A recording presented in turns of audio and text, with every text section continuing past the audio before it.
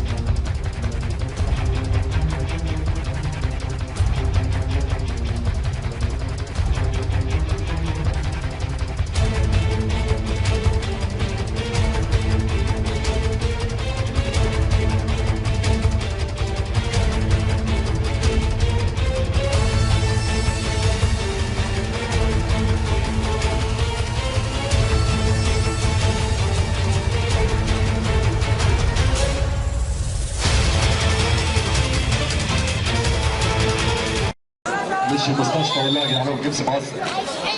انت مالك انت يا عم؟ خليك قاعد في حالك. ايه بتوع المقوى انت؟ معلش يا جدع، معلش امشي كوره. وسام للشوط الثاني، الشوط الثاني يبدا وسيبدا معه حكايه جديده. احمد مصطفى واحد امام فريق المقوى 3 جولز، ويقدمون المقوى الشوط الاول ممتاز، كانوا متراجعين بواحد لا شيء، كان الريتم خاصتهم. حذاري العارضه تنقذك مرتين، العارضه تنقذك مرتين يا بودي، لكن ليس في الامكان اكثر من مكان. ويمشي كوره لوسام، وسام حذارة الاخير، ويمشي كوره لبودي، لكن بكل حياديه الصراحه احب اتكلم بلهجه كره القدم الصريحه والحياديه. هنالك لعيبه تلعب في تلك المباراه، هي لعيبه تخصص 11 يلعبون 11 تحسهم في 11 يقدمون كره ممتازه، لكن كره الفريق المقوى تحسهم واخدين على هذا الريتم، واخدين على لعبه اقصد لا اريد التسليم لكم. هنالك يعني بدنيه لاعب مثل وسام، الطول والقامه، هذا لعيب يلعب 11. احمد مصطفى ايضا لاعب كبير يقدم مباريات كثيره ودورات كثيره، فاز بدورات، عنده الريتم خاصته في الدورات، لكن تحس حسام هادي لاعب 11 والله، لمة السبعه هادي والتحرك للاطراف ولا يمشي للاطراف ويكون بعضهم في الاطراف، هادي لاعب 11 ما لاعب خماسي ولا لاعب شباب. يمشي كرة للديفا وسام يسدد وزويل يسدد ممتاز. اوه يا ولد يا بودي يا ولد يا بودي الهدف الاول وضاع مع كل الامان. يمشي كرة لبودي خرجت الكرة اوت.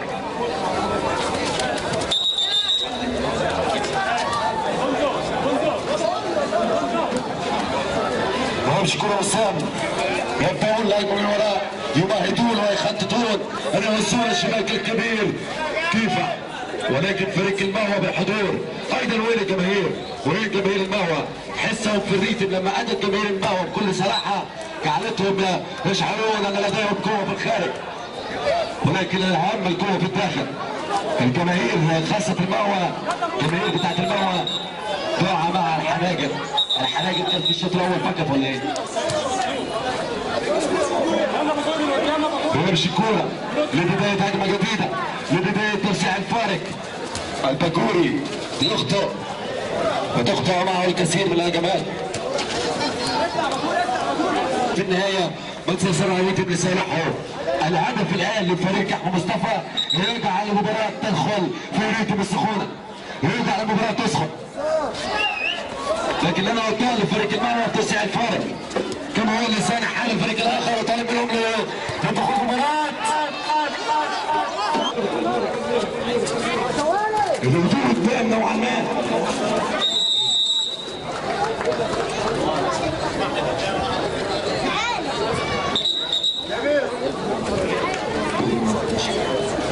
اما الفريق الاخر فريق بودي المهوى في حراسه المرمى يلعب بودي اليسار يلعب تيفا ينقذ الهوشه في بدايه هجمه التيفا يمهد الباص من كلب الاقتناص ولكن ما زالت الكره ممتازه. يمشي كره حلوه برشا كره مليح باتس يمشي باتس يلعب من وراه في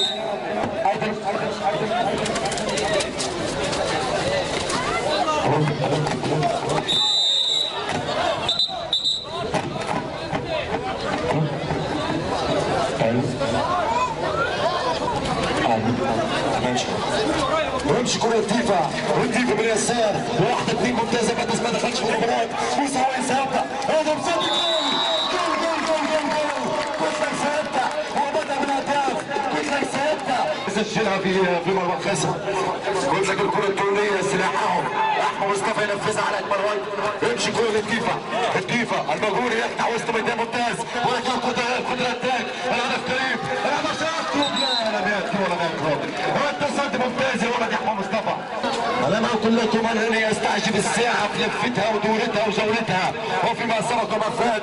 يمشي الهدف سدد يا ولد سدد ممتاز حوده الجعفري.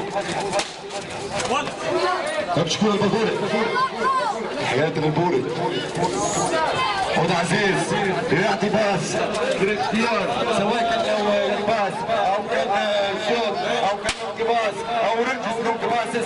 هذه الاخطاء وهذه التسرع ممكن يولد الاخطاء. يمشي كل الاهداف حوده الجعفري يعطي الباكوري يمشي يتسال نحو مصطفى يمين حل رقبه باش يديرها له ولكن يعطيها له. يمشي حوده عزيز الجول خرجت الجماهير تبدا يصفق ويبدا الحماس من الجماهير ويبدا الحماس من اللاعبين. حوده عزيز احمد مصطفى بخبره السنوات يدخلها لمنطقه العمليات ويمسكها. احمد مصطفى خد لك حذر يا بودي من تلك الخطوات هذه الصراحه لو تتكلم بلغه الدرشه. موسى سحب الهدف الاول وانسى يدخل الثاني من ضربه ثابته. حوده عزيز سنوات خد لك خدها الثاني.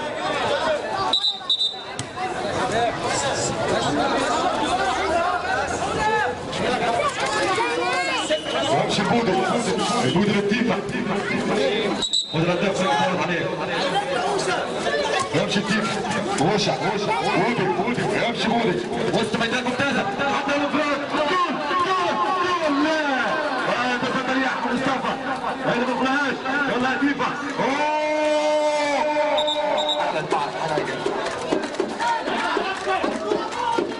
هنالك من يشجعون المهوى بدات ذاك الدبول ويمشي موسى طويل عليك يا موسى طويل عليك فريق الداول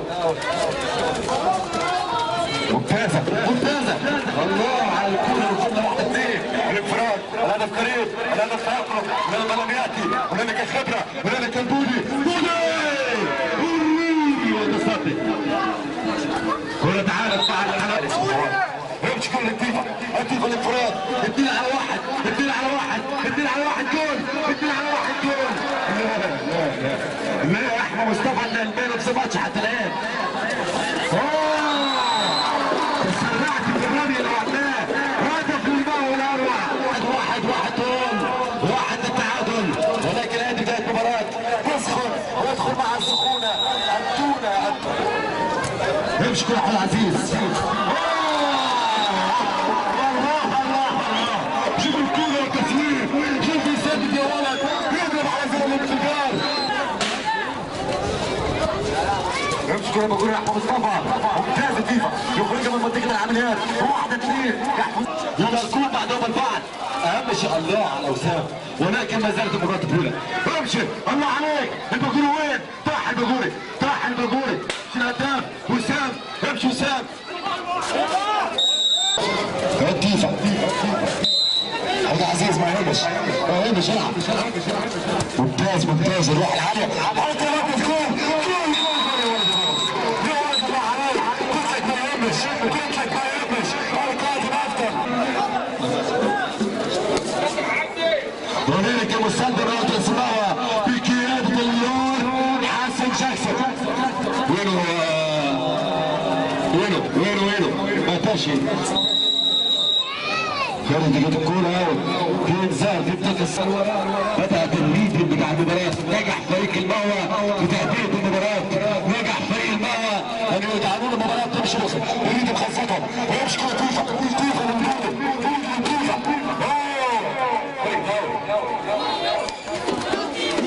يا ولد يا تيفا يا ولد احمد مصطفى وسروي الكونتر اتاك عود عزيز يا ولد والله بكل اللي قام واجتهد في ابراز هذه الدوره بهذا الشكل الجميل والشكل الرائع اللي موجود النهارده. بحب اقول لكم كل سنه وانتم طيبين.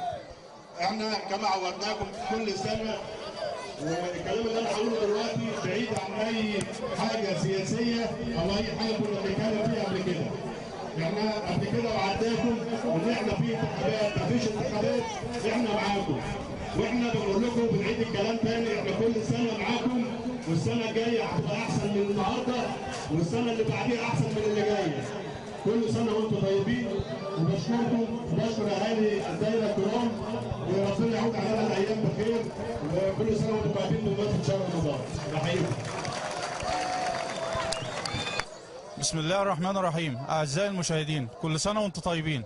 النهارده معاكم وحلقه جديده من برنامجكم اسرار الملاعب. النهارده هنلقي الضوء على دوره رياضيه من الدورات الشعبيه. النهارده في دوره العزبه الجديده، شباب العزبه الجديده في الاباري. النهارده يسعدنا ان يكون معانا الاستاذ هاني عادل اسماعيل، الراعي الرسمي للدوره واللي يعتبر الاب الشرعي للدوره ديت. هنتكلم معاه النهارده وفي شويه اسئله كده بسيطه نتعرف منه عن الدوره وعن رعايته ليها. اهلا بيك يا استاذ هاني. حضرتك اولا كل سنه وانت طيب بمناسبه شهر رمضان، وبنشكرك على التنظيم الرائع اللي حاصل النهارده في الدوره ديت واللي شفناه. عايزين نعرف من سعادتك ازاي الدوره ديت، رعايتك بدات للدوره ديت كانت من امتى، ورعايتك بتكون عينيه او ماديه ولا الاثنين مع بعض ولا ازاي؟ لا، هو احنا يعني بدانا رعايه الدورات الرمضانيه على مستوى الدايره الكلام ده من 2010. كان لاسباب معينه، كنا عشان الانتخابات وكلام من ده، بس احنا وعدنا الناس ايامها ان احنا في انتخابات، ما فيش انتخابات، نجحنا ما نجحناش، هيبقى مستمرين معاكم كل سنه، والحمد لله احنا على وعدنا معاهم وبننفذ كل سنه وبنطور كل سنه في الدوره الرمضانيه. والحمد لله زي ما انت شايف كده، والوضع زي ما انت عارف. بصراحه هي دوره متميزه من حيث التنظيم والاداره. استاذ هاني، لو جت فرصه ان انت تدعم احد الانديه في اسكندريه، هل من الممكن ان يكون في دعم من حضرتك ليها؟ في الاساس بندعم في نوادي برضو في الدايره هنا بندعمها، وعندي استعداد ان احنا ندعم اي نادي رياضي في اسكندريه او بره اسكندريه. استاذ هاني، عايزين كلمه اخيره لاهل منطقتك اللي انت بتدعمهم باستمرار. انا بقول لهم كل سنه وانتم طيبين بمناسبه الشهر الكريم، وربنا يعود علينا الايام بخير، ومصر بخير وبصحه، ومصر بخير وبسلام، وبوعدهم ان احنا كل سنه معاهم، والسنه الجايه تبقى احسن من كل سنه ان شاء الله. اشكرك يا استاذ هاني وبتمنى لك التوفيق ان شاء الله. معانا دلوقتي الكابتن جابر الشهير بالكابتن جابر قطه، احد المنظمين للدوره واللي تعبوا كتير جدا في التنظيم. عايزين نساله كابتن جابر الاول، كل سنه وانت طيب. وانت طيب وهذا الايام كده ان شاء الله، ورمضان كريم. الله اكرم. كابتن جابر كلمنا عن التنظيم واستعداداتكم كانت ازاي للتنظيم دوت؟ والله احنا بقالنا شهرين بنستعدوا بفضل الاستاذ هاني عادل اسماعيل، برضه جاب لنا كابتن جابر جاب لنا الحاجه وبتاع، وعمل لنا مدرجات، عمل لنا حاجات ما اتعملتش يعني قبل كده في تنظيم الدوره كلها. طيب كابتن جابر، كان في طبعا دعم مادي ومعنوي من الاستاذ هاني. قول لنا عن الدعم ده كان ازاي، كان عباره عن ايه؟ عمل لنا مدرجات، عمل لنا بانرات، عمل لنا اعلام. طبعا ما حصلتش في تاريخ اسكندريه ان راعي يصرف على دوره بالشكل ده، مش مستني منها حاجه، سواء الكرسي او غير الكرسي، هو مش مستني اي حاجه، هو راعي الشباب والرياضه في مينا البصل الاستاذ هاني عادل اسماعيل. كابتن جابر بقى كلمنا، بما انك من الناس اللي هي المنظمه للدوره وفي نفس الوقت برضو من الناس المشاركه في الدوره، قول لنا كيفيه اختيار اللعيبه بيكون ازاي في الدوره؟ بنعمل لهم مختبرات والحمد لله بنوفقوا اللعيبه الكويسه، واللعيبه الوحشه بنطلعوها بره، ومطلعين برضو لعيبه كبيره. يا محمد سعيد اتكلمنا عن اللعيبه اللي هي السؤال اللي جاي، اللعيبه اللي هي طالعه من المنطقه وفي نفس الوقت برضو يعني يعتبر لعيبه كبيره. الكابتن محمد سعيد، الكابتن عمرو المنوفي في الورديان، كابتن محمد صلاح ميشو، كل دول يعني الحمد لله عاملين شغل جامد قوي في الدوره، والحمد لله. يعني مين بيشارك منهم في الدوره معاك؟ كلهم الحمد لله بيشاركوا، وسامح اللي وضياء هم برضو هم من البصل برضو. كابتن جابر، احنا بنتمنى لك التوفيق وبنقول لك كل سنه وانت طيب، وان شاء الله موفق في الدوره ديت وفي كل سنه ان شاء الله. اشكرك كابتن جابر. من الاباري الاسكندريه كان معكم محمد الزكي، برنامج اسرار الملاعب، القناه نيو دريم.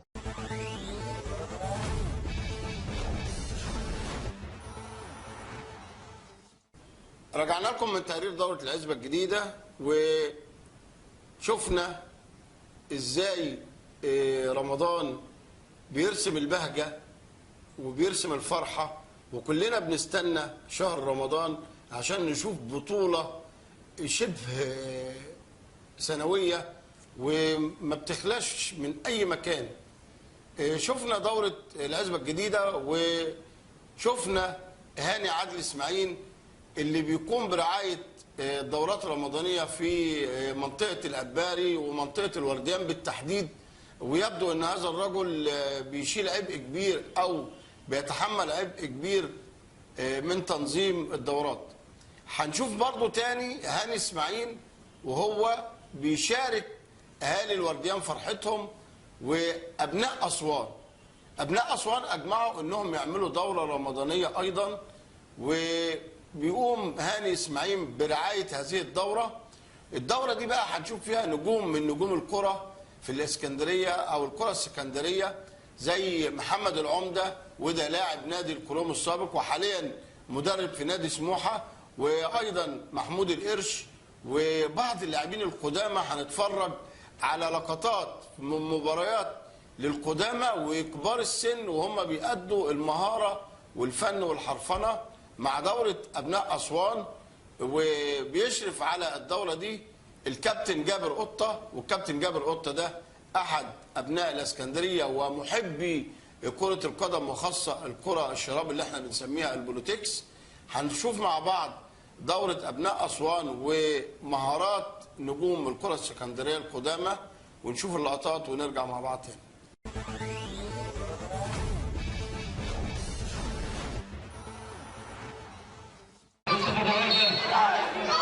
واحمد العباس ومسلم وكابتن حجر وبارك الرفاق المساعدين. نمشي كل ضد النهارده في احتكاكات بين اللاعبين او في الفاول وضد المحرك المباشره بتسمع حاجه مباراه احمد عبد الله وفي تشريع احمد عبد الله الصغير يضرب فيه ويصفر، وايضا الكرامات الكبيره في الكره الثانيه بمعدل على التنفيذ.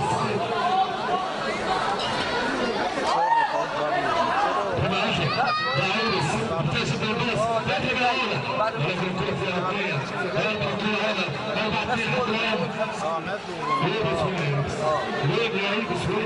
بس بص صفاء بس ياما كده عنده فنيات ممتازه، عنده قدم ثلاثيه يقدر يصد من بعيد، وطالب منه التركيز في اكثر من مناسبتين. ايبس كان يكون فايق الشوط الاولاني حتى الكره في خارج ارض الملعب. الكره الثانيه لو ركز بقى في الشوط المصري ممتازه، لو كانت اعتقد الباص يا زوكا كنت احييك عليها، ولكن انا احييك على التركيز. نمشي كوره اللي ورانا من كره يسار ايبس. احمد شحاته يقف على الجانب الاخر ينفذ الكوره. يمشي كوره لشحاته. هذا كله مكروه جدا ولكن دخل طول الاهداف.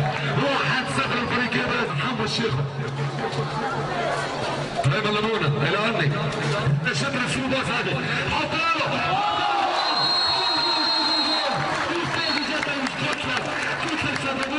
كتلة يساعدون وبيقدمهم مساعدون يا ولد يا عم يا اختي ويحدث الباص واللمسه والاسيست الممتاز للامير والشيخ ما يحمش. حطوا الشيخ ما يحمش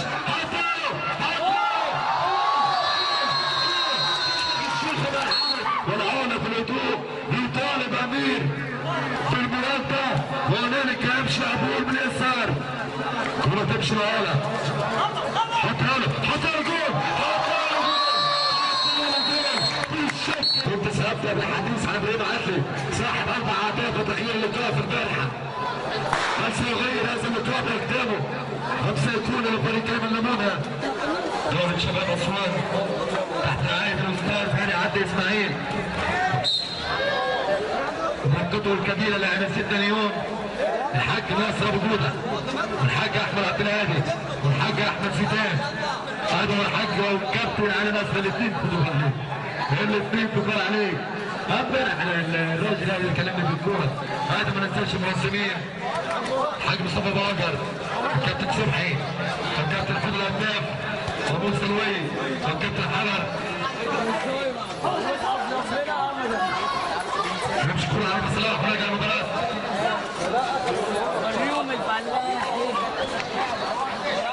نمشي عندك يعطيك القناه.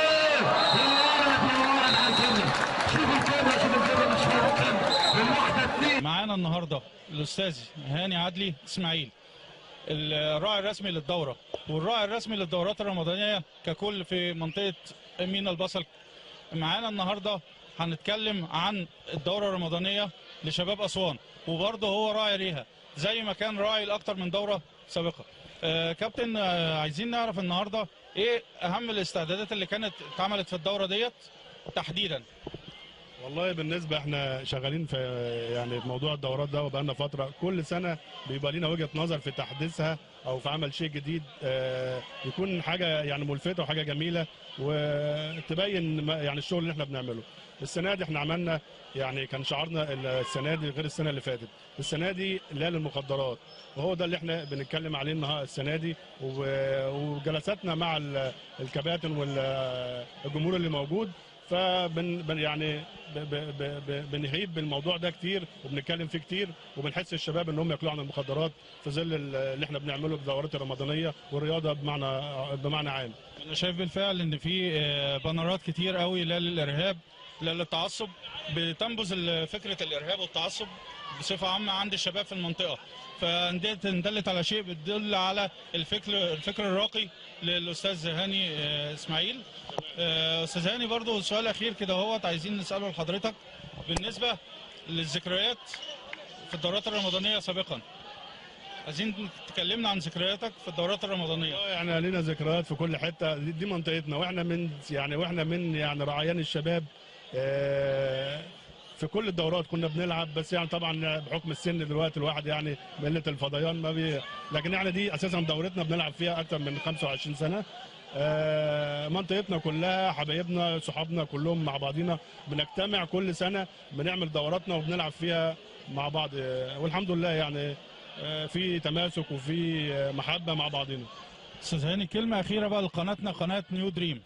انا اساسا بشكر حضرتك وبشكر معد البرنامج وبشكر القناه كلها نيو دريم، ودي حاجه يعني بجد اسعدتني السنه دي ان انا ابقى موجود معاكم، والسنه الجايه كده ان شاء الله نكون مع بعض. هنبقى معاك كل سنه وانتم طيبين، وبوجه لكم التحيه وبوجه لكل الجمهور اللي موجود النهارده التحيه، واشوفكم على خير ان شاء الله السنه الجايه باذن الله. اشكرك يا استاذ هاني وكل سنه وحضرتك طيب. كابتن عماد، عايزين نعرف منكم كنجوم كرة الشراب سابقا، النهارده اديتوا مباراه جيده جدا ورجعتونا للزمن الجميل. كابتن عماد، عايز نعرف منك ذكرياتك مع رمضان والدورات الرمضانيه بصفه عامه. احنا دايما مستمرين في دوراتنا مع رمضان، الدورات الخماسيه ودورات الشراب من واحنا 14 سنه، فاحنا مستمرين فيها. عشان كده احنا لغايه دلوقتي بنعمل لمحات زي ما انتم شايفين، بنأثر في الناس. لمحات جميله فعلا. طبعا احنا رغم ان الكره كانت النهارده كانت ضدك، ولكن في الاخر ربنا كرم وجبت جول. الحمد لله. طبعا ده بتوفيق الفرقه، كله مجهود الفرقه، كله بيشترك وكله بيتوائم عشان يطلع المنظر الحلو اللي انت شفته. انتوا فين من الكره السكندريه حاليا؟ مش ظاهرين على الشاشه خالص. بصفه عامه في المجال الرياضي مبتعدين شويه عن المجال الرياضي، ليه؟ لا، انا بالنسبه للمجال الرياضي انا بكلمك على الشغل الشخصيه. انا كنت ماسك فريق النادي سموحه 97، خدت مركز رابع على مستوى الجمهوريه. الحمد لله ربنا وفقني وكسبت الاهلي والزمالك الحمد لله، وفريق يعتبر 20 سنه تحت الفريق الاول، فدي الحمد لله بالنسبه لل11. بالنسبه للخماسي احنا الفرقه دي مع بعض بقى لنا بالظبط كده 35 سنه، فكلنا حافظين بعض في التحرك، والحمد لله الحمد لله بنلعب الكوره للمتعه مش اكتر من كده. محمود، كلمنا عن ذكرياتك مع الكره الشراب بصفه عامه، ومين اللعيبه اللي كنت بتحب تلعب معاها كنت بترتاح فيه اريحيه في الملعب معاها؟ احنا مجموعه طبعا عمرنا بقى بتاع عندنا 15 سنه، كابتن محمد العمده، كابتن عماد مكرم، في كابتن احمد شاذلي، وكنا احنا طبعا دفعه واحده، فكنا بنلعبوا خماسيات. كنت في ارض الفلك، احنا لسه قريبين بس بقى لنا سنتين هنا بنلعبوا في الجماعه هناك كضيوف كده اهو. فاحنا الحمد لله كنا بنلعبوا طبعا في خماسيات في سبورتنج وفي سموحه، فالحمد لله يعني كان مسمعين برضه في الكوره الخماسيات الحمد لله. وحاجه كويسه ان انتم ما زلتوا لغايه دلوقتي كام فرقه مشتركه في الدوره؟ احنا طبعا بنقول له برحب بيكم، وبنقول لحضرتك كل سنه وانتم طيبين وكل الاسره المصريه. وعدد الفرق موجوده في الدوره حوالي 36 فرقه كبار، وحوالي 32 فرقه وسط. وطبعا احنا بنجمع الفرقه دي على مستوى الدايره، بحيث ان احنا بندعم الدور الرياضي في الدايره، وبننشط الشباب ونوعيه، بحيث طبعا الرياضه هي اساس يعني حضاره للامم، وان احنا الرياضه اساسا بتنمي الفكر للشباب، بحيث ان احنا نخلي الشباب يبقى مثلا ايه اكيد طبعا غلط، لا يمشي في الطريق الصح من خلال الرياضه يعني. اشكرك يا استاذ احمد، وبنتمنى لك ان شاء الله التوفيق في التنظيم السنه دي والسنين اللي جايه ان شاء الله بمشيئه الله. ان شاء الله. احنا دوره طبعا على تحت قياده الاستاذ هاني عادل اسماعيل اللي هو راعي الرياضه في دايره مينا البصل، واحنا ان شاء الله كل سنه بنبقى للاحسن وللافضل يعني زي ما حضرتك شفت الدوره السنه دي يعني مستواها احسن من السنه اللي فاتت، والسنه القادمه هتبقى افضل واحسن باذن الله يعني. واحنا بنقول لك كل سنه وانت طيب ونرحب بيك كل سنه وانت طيب. الحضور يعني. الاستاذ هاني عدلي يعني الوحيد بصراحه، هو معانا طول السنين ديت، وهو المدعم الكوره بصراحه. الدوره رقم كام ديت؟ دي 22 ان شاء الله. بسم الله ما شاء الله، وان شاء الله تستمر اكتر من كده. ايه بقى حكايه الجوائز اللي هتتوزع على الجميع؟ دي جوائز كاسات وفللات وميداليات وشهادات تقدير. مقدمه من الاستاذ هاني ولا في رعاه ثانيه؟ لا هو استاذ هاني. طيب لو حضرتك في تقدم رعاه اخرين للدوره، هل ممكن يتم الزج بيهم لرعايه الدوره، ولا هو الاستاذ هاني بس هو اللي؟ هو استاذ هاني طبعا. اشكرك يا استاذ مصطفى، وان شاء الله بتمنى لك التوفيق، وبنتمنى. انا معكم محمد الزاكي، دوره شباب اسوان الورديان الاسكندريه، برنامج اسرار الملاعب، قناه نيو دريم.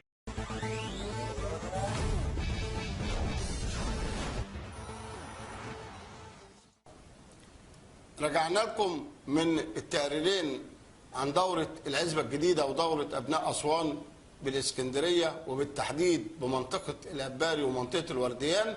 وزي ما وعدناكم مشاهدينا الأعزاء إن احنا طوال شهر رمضان إن شاء الله هنتواصل مع جميع الدورات الرمضانية من الصعيد حتى الإسكندرية وحتى السلوم.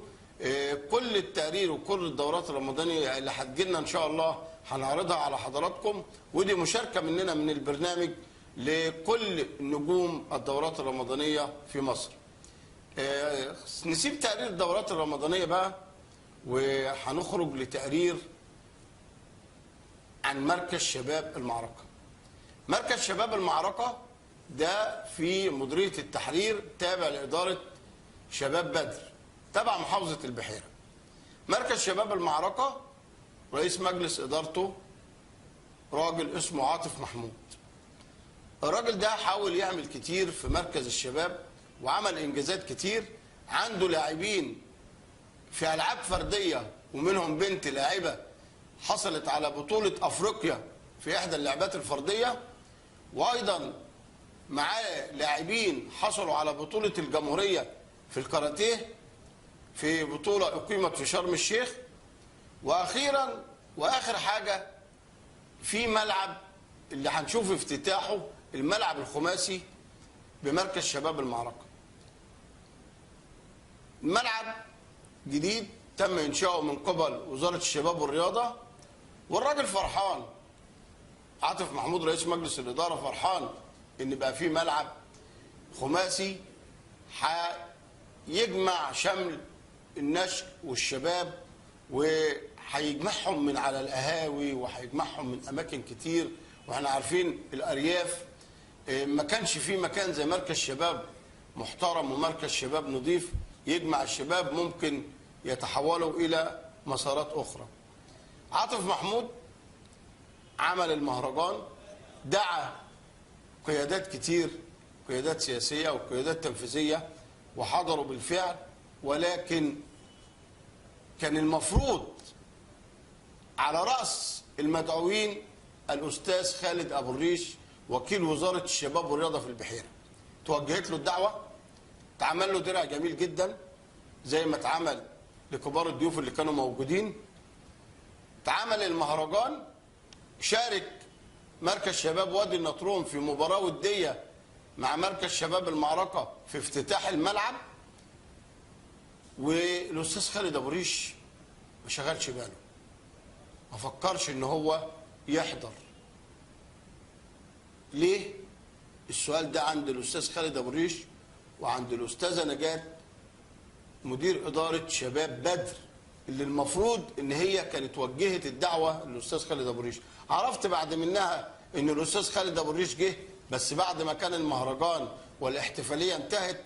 وكان ده يعني مش عايز اقول عذر اكبر او اقبح من ذنب لما النهارده يقول استاذ خالد ان هو جه متاخر الساعه 9 او 9:30، وانت عارف يا استاذ خالد ان الملعب على الرغم من افتتاحه الا ان توصيل التيار الكهربائي للملعب ما كانش موجود. فتم اختيار توقيت من الساعه 4 للساعه 7 عشان يستغلوا الضوء ربنا وضوء النهار في المهرجان. استاذ خالد ابو الريش مش اول مره حضرتك توعد وما تنفذش. اكتر من حاجه مراكز شباب كتير اتقابلت او لقت منك وعود وما تنفذتش. مش عارف ايه السبب، مع ان انا متعود ان الاستاذ خالد ابو الريش كلمته قبل ما يقعد على كرسي وكيل الوزاره كنا كلنا، حتى انا، كنا كلنا بنلجأ له عشان خاطر حل مشاكل مراكز الشباب، وكان هو على رأس الناس اللي بتقوم بحل المشاكل دي. مش عارف يا ترى الكرسي بيغير، يا ترى المهام بقت صعبة عليك او بقت كتيرة، مش عارف. ناس كانت فرحانة، ناس كانت منتظرة الأستاذ خالد أبو الريش يحضر. كان متهيألهم ان وزير الشباب والرياضة بنفسه كان موجود متمثل في خالد أبو الريش. وهنخرج مع بعض عشان ما اتكلمش كتير، لان النقطه دي بالذات اثارت استياء الموجودين كلهم، وخاصه لما الاستاذ عاطف تلقى اتصال تليفوني بعد ما تم انتهاء المهرجان وقالوا ان الاستاذ خالد ابو الريش جاي في السكه، وانتظروا والناس انتظرته في احد المكاتب، ولكن هو جه لغايه مركز الشباب ومفيش كهرباء، الدنيا ضلمه، ومشي مرور الكرام زي ما بيقول. نخرج مع بعض ونشوف فرحة أهالي المعركة بافتتاح الملعب الخماسي بمركز شباب المعركة، ونرجع لكم مرة تانية.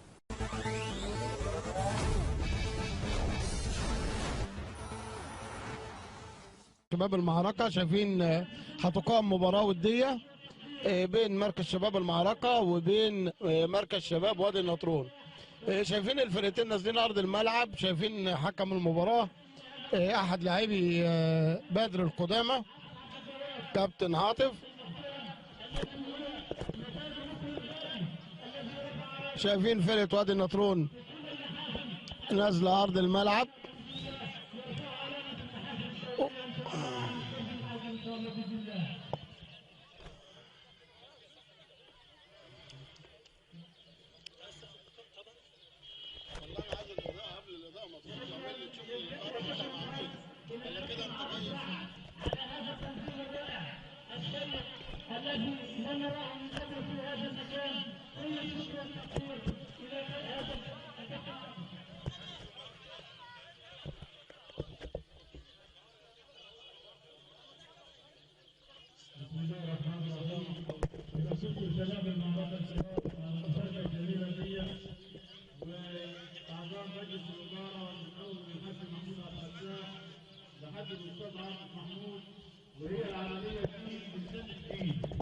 كل ما جيل بتيجي فترته جيل بيتكلم من اللي قبله.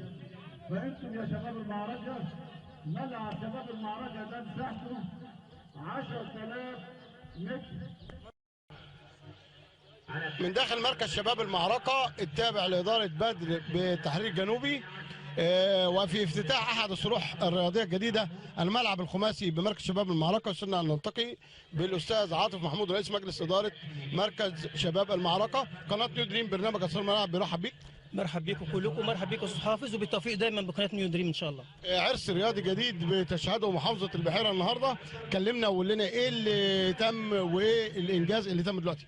ربنا يخليك استاذ حافظ. بالنسبه للعرس الجميل دوت، في البدايه خالص نشكر مديريه الشباب والرياضه، وفي الاول والاخير مديريه الشباب والرياضه والشيخ عاطف الراعي عاطف عبد الجواد، والحاج مصطفى المصري شركه الفهد ربنا يبارك فيه، والاستاذ اشرف السيد تبع شركه الاستاذ. ودايما هم دول المعركه وهم دول رجالتها، هم اللي داعمين وهم اللي شايلين الراعي ده كله، لان انت عارف مراكز الشباب معدونه خالص من الماليات والشكل الجميل دوت. فانا بحييهم كلهم فعلا على الشكل الجميل دوت. يعني نقول تعاون الناس رجال الاعمال والاهالي في قريه المعركه سبب وصول المعركه اللي ما وصلت اليه من انجازات. اكيد طبعا ده سبب رئيسي ما فيش فيه مجادله طبعا. كان في ضيافتك النهارده وكيل وزاره الشباب والرياضه ومدير اداره بدر، تقول لهم ايه النهارده؟ قال لهم يشرفونا ان شاء الله، ودايما دايما يا رب كده يكون لهم التوفيق دايما ان هم يساعدوا جميع مراكز الشباب ان شاء الله. نتمنى التوفيق دايما. وعايز كلمه توجهها لشباب المعركه وتقول لهم الملعب ده بتاعهم وازاي يحافظوا عليه.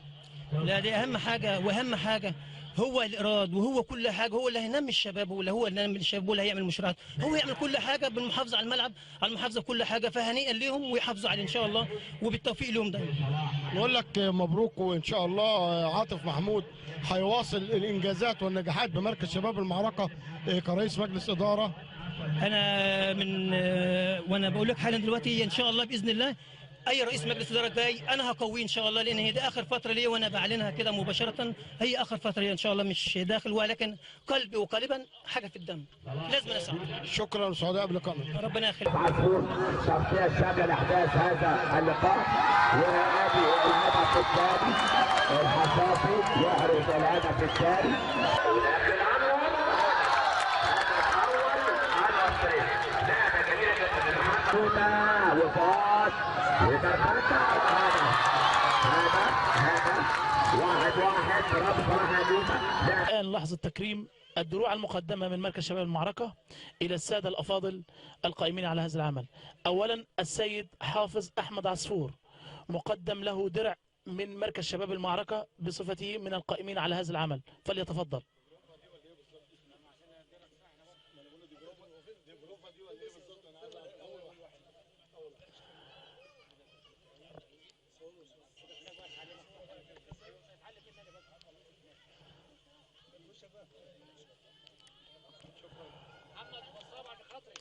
درع التكريم مقدم من مركز شباب المعركة للسيد الأستاذ وليد حسن النادي.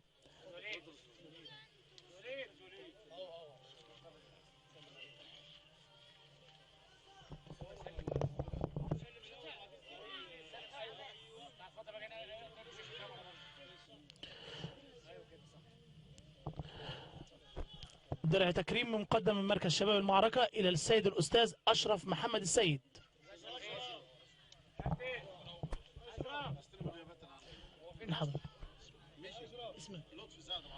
ويتسلم الدرع نيابة عنه الأستاذ لطفي سعد العربي.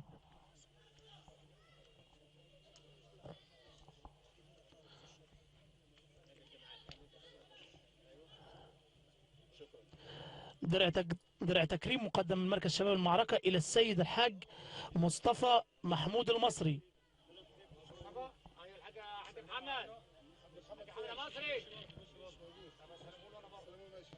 حضرتك. ويتسلم الدرع نيابة عنه الكابتن عاطف سعد.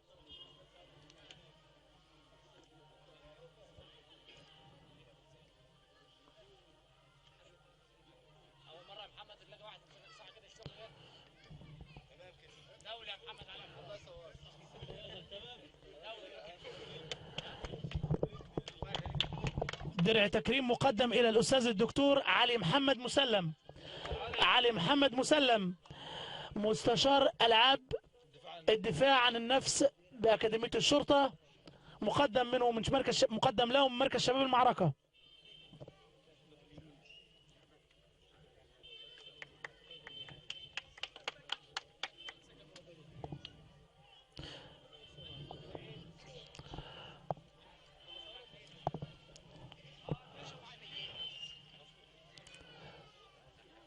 درع تكريم مقدم إلى الخير ابن الأخيار الأستاذ عاطف عبد الجواد محمد.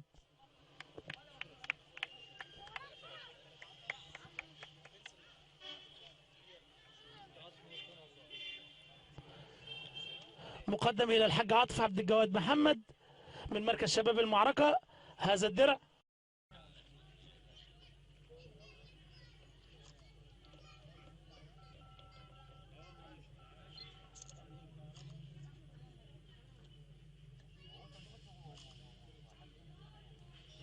الكل يتجه إلى الشباب، الكل يتجه إلى الرياضة، لأن الرياضة هي عصب الشباب. معنا الأستاذ ياسر محي أمين عام حزب الأحرار بمديرية التحرير. النهارده كان موجود في احتفالية افتتاح الملعب الخماسي بمركز شباب المعركة. بنرحب بيك في قناة نيو دريم. اهلا وسهلا، برحب بحضرتك. وجودك النهارده للمشاركة في افتتاح أحد الملاعب الجديدة بالتحرير، كلمة توجهها للشباب. الشباب طبعا هم عصب الامه القادمه ولازم نشجعوهم، والنهارده احنا فرحانين بوجودنا في وسط مجموعه الشباب والانشطه اللي معموله، وبنشكر القائمين على مركز شباب المعركه على المجهود اللي معمول والتمثيل المشرف للشباب. لو قلنا الاحزاب النهارده تتجه الى الشباب، الدور اللي ممكن تقدمه الاحزاب للشباب.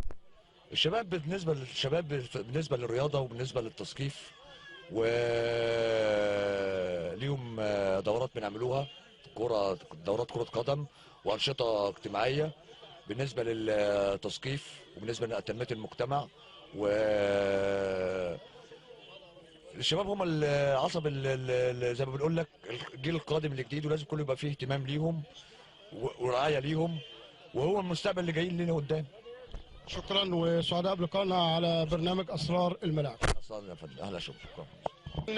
من داخل احتفالية افتتاح الملعب الخماسي بمركز شباب المعركة بنلتقي مع أمين تنظيم المجلس الوطني للشباب. بنتعرف بحضرتك. محمد أحمد إبراهيم، أمين تنظيم المجلس الوطني للشباب ببدر. من خلال برنامج أسرار الملاعب قناة نيو دريم عرفنا دورك في التنظيم ودور التنظيم نحو الشباب. اولا بدايه احنا بنشكر الساده القائمين على هذا الحفل الجميل، وبنشكر الدوله المصريه في الممثله في القياده التنفيذيه في فخامه الرئيس عبد الفتاح السيسي على ان هم راعين للشباب على مستوى الجمهوريه. احنا المجلس الوطني للشباب بدا منذ عام 2014 على مستوى الجمهوريه، الهدف منها مؤسسه تنمويه اجتماعيه هدفها النهوض بالشباب في كافه المجالات على مستوى ركائن الدوله. ده كانت خطه الدوله في عهد الرئيس عبد الفتاح السيسي، ان يريد النهوض بالشباب، لان مصر تمتلك اكبر قوه بشريه فيها تتمثل في الشباب. اكثر من نسبه 40 مليون مواطن يتمثلوا في عنصر الشباب، وهم الشباب دول ان شاء الله باذن الله ليكون نهضه مصر زي ما رئاسه الدوله دايما بتحسنا على ان النهوض بالشباب دايما في كافه المجالات، سواء المجالات التعليميه او سواء المجالات الرياضيه. والرياضه بما ان هي غذاء الروح، الدولة بتساعد بكل قوتها ان ترفع من دعم الرياضة على مستوى مراكز الشباب. حضرتك شايف المكان الجميل اللي احنا موجودين فيه، الخطة المسلحة القايمة بيه من الألف للياء. ما كانش قبل كده يحصل الكلام ده. الدولة ماشية نحو خطوات ثابتة في النهوض بالدولة المصرية في كافة المجالات ومنها الرياضة.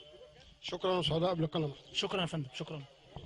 كابتن عاطف سعد من اقدم مدربي التحرير، النهارده انت موجود في احتفاليه افتتاح الملعب الخماسي بمركز شباب المعركه، والخبر بيقول المدير الفني لمركز شباب المعركه، تقول ايه النهارده؟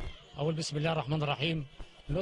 نشكر اداره دمنهور اللي هي منها الكابتن ابو الريش، اللي احنا بصرنا الدعوه لحد عنده، واليوم كان المفروض يبقى تشريفه على ارض الملعب، على ارض الواقع. الجيش اللي هو متحمس رئاسه الدوله عمل كل حاجه. الكابتن ابو الريش لو قال بعتوا له طياره كنا بعتوا له طياره جابته، انما الوعد الشرفي بتاعه المفروض يجي لنا هنا، لان احنا اللي اسسنا هنا واحنا اللي عملنا النادي، والبلد دي عاوز الراجل اللي هو يدي الكلمه ينفذ بيها بس. يعني انت بتوجه كلمه عتاب للاستاذ خالد ابو الريش وكيل وزاره الشباب ان هو، طب انتوا وجهتوا له الدعوه؟ وجهنا له الدعوه الرسمي وقبل كده، وهو عنده علم بكل حاجه، لان احنا ما بنقول انت الاب الروحي لنا، المفروض انت تبقى قدامه واحنا اللي ورا، مش انا النهارده ما لقيتش قدام مني، لا طبعا حاجه تزعل. عندي النهارده لعيبه في الحرس، وعندي لعيبه في كفر زيات، عندي لعيبه في المنصوره. النادي ده بيطلع بيطلع لعيبه في جميع الانديه، يعني عندي بيلعب في نادي الشمس، بيلعب في البلديه، بيلعب في المنصوره، في الحرس. طب يعني النادي ده مش نادي مهمش، لا ده نادي الدوله معترفه بيه، الجيش جه عمل وجهزه. يبقى انت يا كابتن ابو الريش يا سيد وكيل الوزاره بنقول لك اتكرم علينا واحضر لنا لقاء، لان احنا برضه ناس مسؤولين منك، لولا احنا ما كنتش انت هتبقى في المكانه دي. نكتفي في اسرار الملاعب بهذا اللقاء. الله يخليك وتشكرنا على حضرتك، واول لقاء اعمله معاك. احنا بنتكلم للدوله، لان احنا اولاد مصر، ويهمنا مصر تبقى فوق العالم كله، بشعبها، بشرطتها، بابنائها، بالطالب الصغير ده يبقى لي يوم من الايام يقول انا كنت على ارض المعركه. وليا شرف العظيم اني سجلت مع حضرتك الاول. تحيا مصر، تحيا مصر، تحيا مصر. شكرا. ايضا من داخل مركز شباب المعركه بنلتقي مع احدى اللاعبات الشهيده، مع الدكتور علي مسلم المدير الفني بمركز شباب المعركه. تعرفنا بنفسك؟ اهلا بيك يا فندم، اتشرفنا بيك، واحنا سعداء بوجودك في التحرير اولا يعني، وبنحييك على انك انت تنزل مراكز الشباب اللي هي معدومه في الاضواء، وده شرف لينا يعني. اخوك الدكتور علي محمد مسلم مستشار رياضي للشرطه والجيش، ويشرفني مركز شباب المعركه اللي انا مسؤول عن العاب الدفاع عن النفس مركز شباب المعركه. اللعبه الموجوده اللي حضرتك بتشرف عليها تقدر تكلمنا عنها؟ انا بمرن هنا لعبه الكاراتيه ولعبه الكونغ فو وجميع العاب الدفاع عن النفس. عندنا هنا في الالعاب اللي احنا بنمرنها حصول بنت من مركز شباب المعركه على بطوله افريقيا في الكاراتيه، وهي الوحيده اللي مثلت مصر. وعندنا ابطال في لعبه الكونغ فو، عندنا الكابتن صالح حصل على بطوله الجمهوريه في مدينه شرم الشيخ وحصل على الميداليه الذهبيه، والكابتن محمد بدوي حاصل على بطوله القاهره في الكونغ فو، والاثنين بسم الله ما شاء الله من الشباب المتميزين في العاب الدفاع عن النفس. صالح، شاركت في بطوله الجمهوريه، كانت اول مشاركه ليك؟ نعم. اللعبه بتمثل ليك ايه؟ بتمثل لي اللي انا قوي وواثق من نفسي، واللي انا ادافع عن نفسي في خناقه، في ضرب كده. محمد، شاركت في بطوله ايه؟ مصر. حصلت على المركز الكام؟ الاول. المركز الاول. بتمثل مركز شباب المعركه. نعم. محمد، المدرب اللي بيتولى تدريبك تقول له ايه؟ ان انا اشكره جدا واني يعني افضله زي ابي، وانا اشكره جدا عن كل حاجه وداها لي. وجود بطلين في مركز شباب المعركه وبطله افريقيا تطلع من مركز شباب المعركه ده فخر للتحرير وللبحيره بالكامل. رساله بتوجهها للمسؤولين عن الرياضه في مصر. انا بشكر سيادتك الاول في اللفته اللي انت سيادتك لفتها في بدايه حديثك، انك سيادتك بتقول الالعاب الشهيده، فده طبعا يعني انت حق قلته في بدايه الحديث، لان فعلا الالعاب ديت معدومه الانفاق اللاعب بيتحمل فيها كل نفقه من خلال اللبس ومن خلال ادوات التدريب، وبيتحمل فيها فلوس الاختبارات وفلوس البطولات، وكل الاعباء بتبقى على ولي الامر. فاتمنى من الساده المسؤولين ان هم يهتموا بالعاب الدفاع عن النفس، لان دي بتجيب نتائج غير كره القدم. ومع الالعاب الجماعيه يبقى فيه اهتمام للالعاب الفرديه، لان احنا بنحقق بها انجاز على مستوى مصر وعلى مستوى العالم. يعني ان شاء الله نتمنى ان المثل اللي احنا خدناه لابطالنا النهارده يكون صوت حضرتك واصل للمسؤولين، ونتمنى ان احنا نشوف المزيد من النجاحات ونجاحات في مركز شباب المعركه باذن الله. جابر بيه وانا سعيد جدا حافظ بيه طبعا. معلش يعني انت اسم عصفور على جابر بيه عصفور، طبعا سيادتك الوزير السابق، فاكيد قريب سيادتك، واحنا اتشرفنا بيك والله يا فندم. يعني الله يبارك فيك يا فندم. الله يبارك. سعداء بك. سعداء بيك يا فندم، متشكرين جدا يا فندم.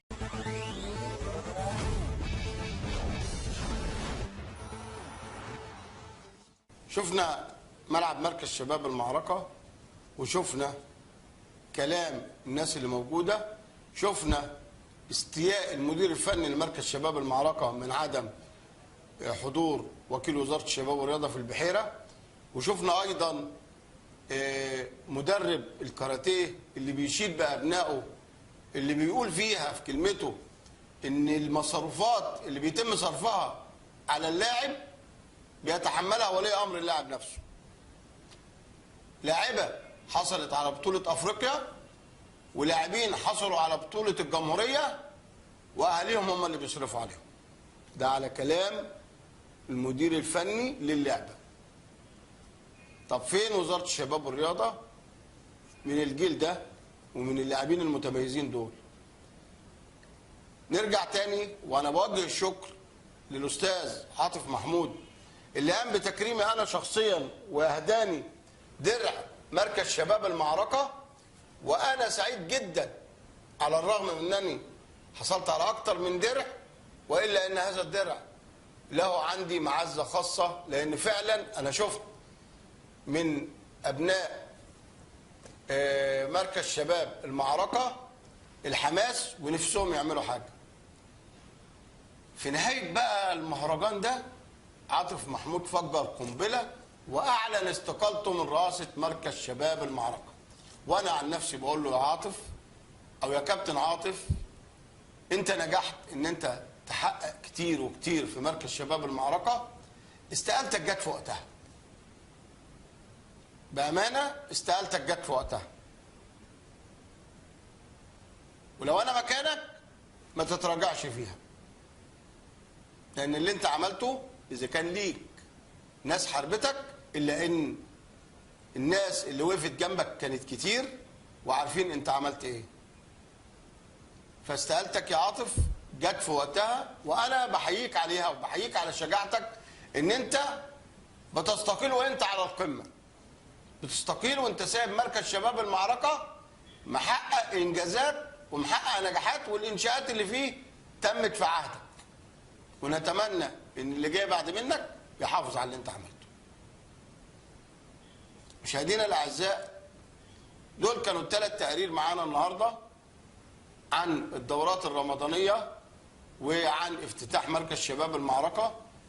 إن شاء الله نلقاكم في حلقة جديدة من برنامجكم أسرار الملاعب. كان معكم حافظ عصفور، وكل عام وأنتم بخير، والسلام عليكم ورحمة الله وبركاته.